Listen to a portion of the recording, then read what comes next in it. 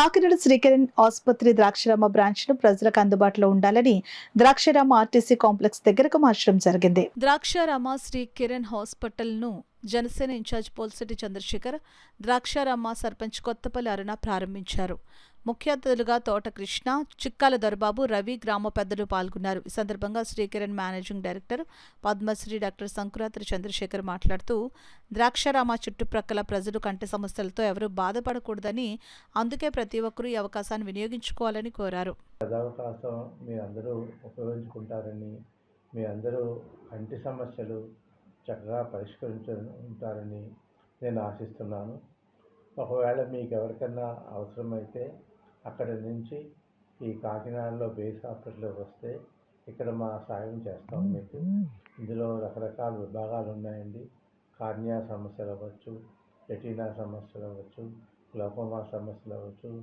ఇవన్నీ చాలామందికి తెలియవు. అందుకని పరీక్ష చేయించుకుంటే కానీ ఇవన్నీ బయటపడవు. ఒక రకంగా దాన్ని ముందుగా గుర్తించుకుంటే మనము దానికి తగిన నిర్మూలన చేయొచ్చు. అంతేకాకుండా అదేమో అక్కడ మనకి వైద్యం కూడా పొందవచ్చు. ఒకవేళ వీటిని నిర్లక్ష్యం చేస్తే వ్యాధి ముదిరిపోతే దానికి ఎవరు ఏమీ చేయలేకపోవచ్చు.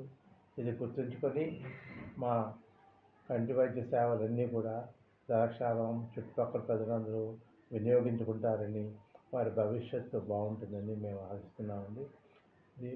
దీనికి ఈ ప్రోగ్రాంకి వచ్చిన ఊరి పెద్దలందరికీ నా మనస్ఫూర్తిగా ధన్యవాదాలు, కృతజ్ఞతలు. మీ అందరి సహకారంతో ద్రాక్షారామ చుట్టుపక్కల ప్రజలకు సరైన మంచి నాణ్యమైన కంటి వైద్యం అందించాలని మా తపన. ఇది మీరు అర్థం చేసుకొని మా పరిసరాలు, మా పరికరాలు, మా సిబ్బందిని చక్కగా వాడుకుంటూ మీ కంటి సంరక్షణ చేసుకోవాలని ఆశిస్తున్నాను. సెలవు.